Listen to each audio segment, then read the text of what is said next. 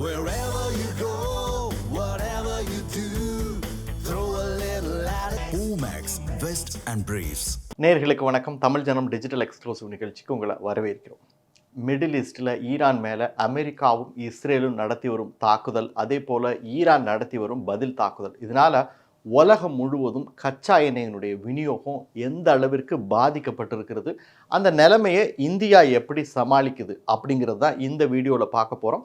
வாங்க டீட்டெயிலாக பார்த்துடலாம். அதுக்கு முன்னாடி தமிழ் ஜனம் யூடியூப் சேனலை சப்ஸ்கிரைப் பண்ணலைன்னா தயவு செய்து சப்ஸ்கிரைப் பண்ணிவிடுங்க. கடந்த 28ஆம் தேதி தான் ஈரான் மேலே அமெரிக்காவும் இஸ்ரேலும் இந்த தாக்குதலை தொடங்கினாங்க. அதுலேருந்து கிட்டத்தட்ட 12வது நாள் இந்த போர் நெருங்கிடுச்சு. இப்போ வரைக்கும் இந்த போர் முடிகிற மாதிரியான ஒரு சின்ன சூழல் கூட தெரியவில்லை.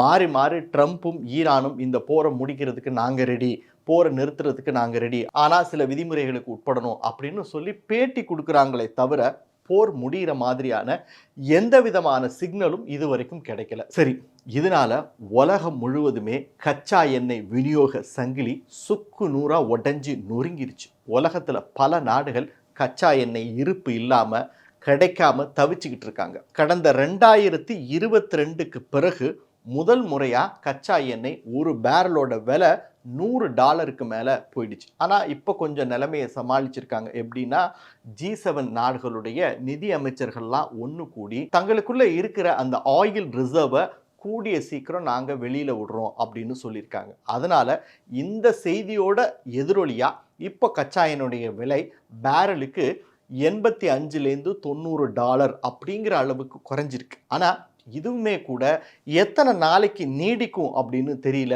மறுபடியும் இது ஒரு $120-130 கூட எட்டலாம் அப்படிங்கிறது தான் பொருளாதார நிபுணர்களுடைய கணிப்பு. சரி, இப்படி இருக்கு. இந்த போர் சூழலுக்கு மத்தியில் ரஷ்யா ஒரு பெரிய லாபம் பார்த்துக்கிட்டு அப்படிங்கிறது தான் பெரிய ஷாக்கிங்கான விஷயம். அது மட்டும் இல்லை, ஈரானில் நடந்து கொண்டிருக்கின்ற இந்த போர்னால உக்ரைன் போர் தீவிரமாக போகுது அப்படின்னு நிபுணர்கள் சொல்கிறாங்க. எப்படி அப்படின்னா, உலகம் முழுவதும் இப்போ மிடில் ஈஸ்டிலேருந்து கச்சா எண்ணெய் வெளியே வர்றதுல பெரிய சிக்கல் எழுந்துள்ளதுனால கச்சா எண்ணெய்க்கான தட்டுப்பாடு அதிகரிச்சிருச்சு. இந்த நேரத்தில் ரஷ்யா கிட்ட கையிருப்பு அதிகமாக இருக்குது. ரஷ்யாவினுடைய யூரல் க்ரூட் ஆயிலுக்கு உலகம் முழுவதும் டிமாண்ட் அதிகரிச்சிருக்கு. இந்த டிமாண்டை பயன்படுத்தி ரஷ்யா பிரீமியம் ரேட்டுக்கு தங்களுடைய கச்சா எண்ணெயுடைய விலையை விற்க ஆரம்பிச்சிட்டாங்க. அதாவது பிரண்ட் க்ரூட் ஆயிலுக்கு நிகராக தங்களுடைய யூரல் க்ரூட் ஆயிலுடைய விலையையும் ஃபிக்ஸ் பண்ணிட்டாங்க. ஏன், இந்தியாவுக்குமே கூட தேவையான அளவு நாங்கள் கச்சா எண்ணெயை கொடுக்குறோம், ஆனால் பழைய சூழலில் இருந்த மாதிரி டிஸ்கவுண்டட் ரேட்டில் கொடுக்க முடியாது நண்பா, ஏன்னா மார்க்கெட்டில் டிமாண்டு அந்த அளவுக்கு இருக்குது அப்படின்னு சொல்லிட்டாங்க. ஆனால் இந்தியாவுக்கு எவ்வளோ வேணாலும் கொடுக்குறேன் அப்படின்னு சொல்லிட்டாங்க. இப்போது ரஷ்யா கிட்ட எண்ணெய் மூலமாக வரக்கூடிய வருமானம் அதிகரிச்சிருக்கனால அந்த ஃப்ளோ ஃபுல்லாக உக்ரைன் பக்கம்தான் திரும்பும் அப்படின்னு பொருளாதார நிபுணர்களும் சரி, போர் நிபுணர்களும் சரி ஒரு பெரிய அச்சத்தில் ஆழ்ந்துள்ளாங்க. அப்போ இப்போதைக்கு உக்ரைன் வார் முடிய போகிறது இல்லை அப்படிங்கிறது மட்டும் இல்லை, உக்ரைன் போர் தீவிரமடையவும் கூடலாம் அப்படின்னு ஒரு அச்சம் எழுந்துள்ளது. சரி, இதெல்லாம் இருக்கட்டும். நேட்டோ நாடுகள் கொஞ்ச நாளைக்கு முன்னாடி ரஷ்யா மேலே புதிய சாங்ஷன்ஸை விதிக்கலாம் அப்படின்னு டிசைட் பண்ணியிருந்தாங்க.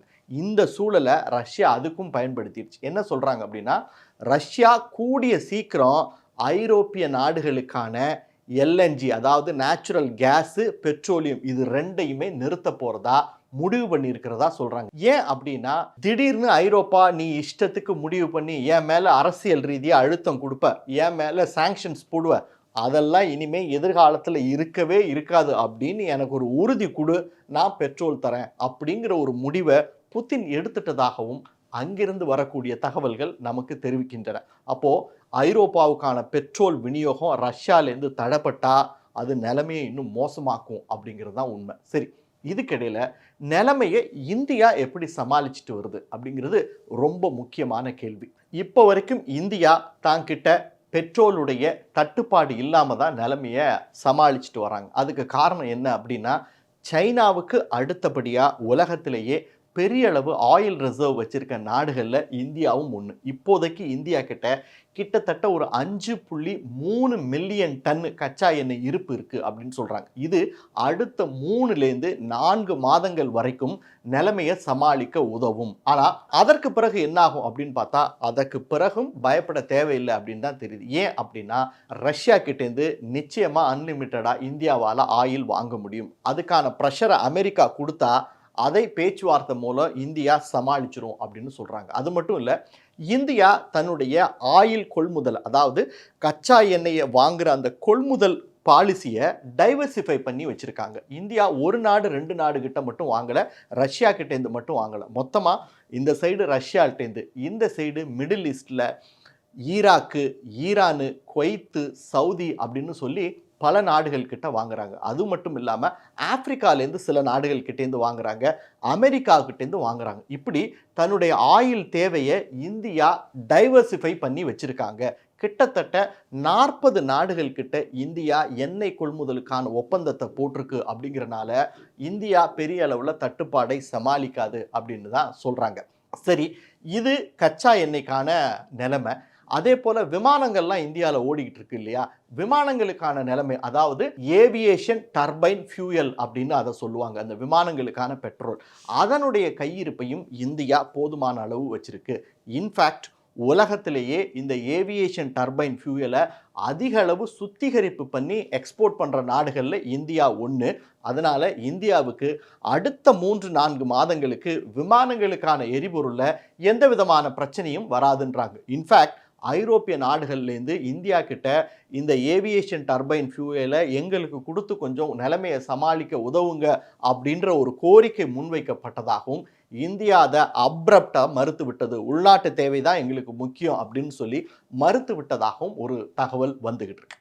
இது மட்டும் இல்லை, சர்வதேச எரிசக்தி முகமை அப்படின்னு சொல்லுவாங்க, இன்டர்நேஷ்னல் எனர்ஜி ஏஜென்சி, இவங்களும் இந்தியா கிட்ட ஒரு கோரிக்கை வச்சுருக்காங்க. ஏன் அப்படின்னா, இந்தியா G7ல் ஒரு உறுப்பு நாடாக இருக்கனால நீங்கள் இந்த நேரத்தில் உங்கள்கிட்ட இருக்கக்கூடிய ஆயில் ரிசர்வை வெளியிடணும் அப்படின்னு கோரிக்கை வச்சுருக்காங்க. இந்தியா சொல்லிடுச்சு, இந்த போர் எங்களால் ஏற்பட்டதில்லை, இந்த போருக்கு நாங்கள் எந்த விதத்திலையும் காரணம் இல்லை, எங்களுக்கு எங்களுடைய உள்நாட்டு தேவை தான் முக்கியம். அதனால் இப்போ இருக்கக்கூடிய ரிசர்வ் இந்தியர்களுக்கான தேவையை பூர்த்தி செய்ய மட்டுமே ஒழிய நாங்கள் இதை ஓப்பன் மார்க்கெட்டில் சர்வதேச சந்தையில் விடமாட்டோம் அப்படின்னு இந்தியா திட்டவட்டமாக மறுத்துருச்சு. அதனால் இப்போதைக்கு இந்தியாவுக்கு கச்சா எண்ணெய் அப்படிங்கிற விதத்தில் எந்த பிரச்சனையும் இல்லை. ஆனால் அதே நேரத்தில் இயற்கை எரிவாயு எல்என்ஜியாக இருக்கட்டும், எல்பிஜியாக இருக்கட்டும், இதில் மட்டும் இந்தியா இந்த ரிசர்வ் வச்சுக்கிறதுல, ஸ்ட்ராட்டஜிக்கல் ரிசர்வ் அப்படிங்கிற விஷயத்தில் இந்தியா பெரிய அளவில் கவனம் செலுத்தலை.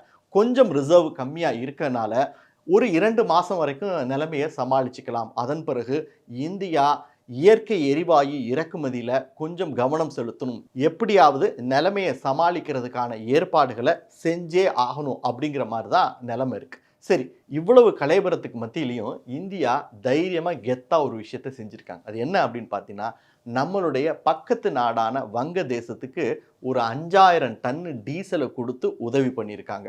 இது அக்ரிமெண்ட் படி வழக்கமாக ஒவ்வொரு வருஷமும் ஒரு 1.25 லட்சம் டன்னு வங்க தேசத்துக்கு இந்தியா கொடுக்கணும் தான். ஆனால் இப்போ இருக்கக்கூடிய நிலைமையில் கொடுத்து ஆகணுங்கிற தேவை இல்லை.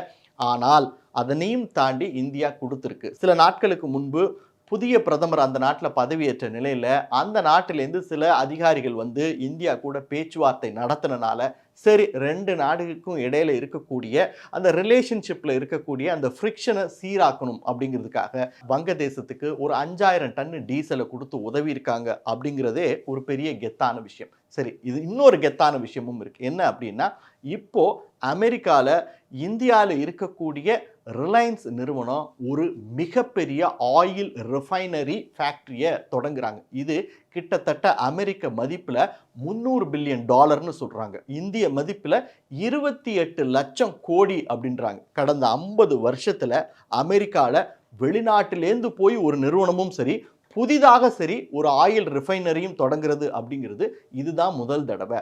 அப்படி ரிலையன்ஸ் அங்கே இப்படியான ஒரு ஆயில் ரிஃபைனரி இன்ஃப்ராஸ்ட்ரக்சரை கட்டி முடிச்சிட்டாங்க அப்படின்னா அமெரிக்காவிலேயே மிகப்பெரிய ஆயில் ரிஃபைனரி இதுவாக தான் இருக்கும் அப்படின்னு ட்ரம்பே சொல்கிறாங்க. அப்போது எந்த அளவிற்கு இந்தியாவினுடைய நிறுவனங்கள் வளர்ச்சி அடையுது அப்படிங்கிறத பார்த்துக்கலாம். இப்போது ரிலையன்ஸு அங்கே ஆயில் ரிஃபைனரியை தொடங்கிட்டாங்க அப்படின்னா அவங்களால அங்கேருந்து இந்தியாவுக்கு எக்ஸ்போர்ட் பண்ண முடியும் அப்படிங்கிற ஒரு நல்ல விஷயமும் இருக்குது. சரி, இதையெல்லாம் தாண்டி நிலைமை மோசமாகுது அப்படின்னா அதுக்கான சில நடவடிக்கைகளையும் இந்தியா எடுத்துகிட்டு வராங்க. என்ன அப்படின்னா, இப்போதைக்கு அந்த ஹர்மூஸ் ஸ்ட்ரைட், அதாவது அந்த அரேபியன் சீல மாட்டிக்கொண்டிருக்கிற இந்தியாவினுடைய கச்சா எண்ணெய் கப்பல்களை கொண்டு வருவதற்கு இந்திய கடற்படையில் இருக்கக்கூடிய போர்க்கப்பல்கள் விரைந்து போர்க்கப்பல்களுடைய பாதுகாப்போட அந்த கச்சா எண்ணெய் கப்பல்களை இந்தியாவுக்கு கொண்டு வருவதற்கான நடவடிக்கை எடுக்கப்பட்டு வருவதாகவும் சில தகவல்கள் வந்துட்டு இருக்கு.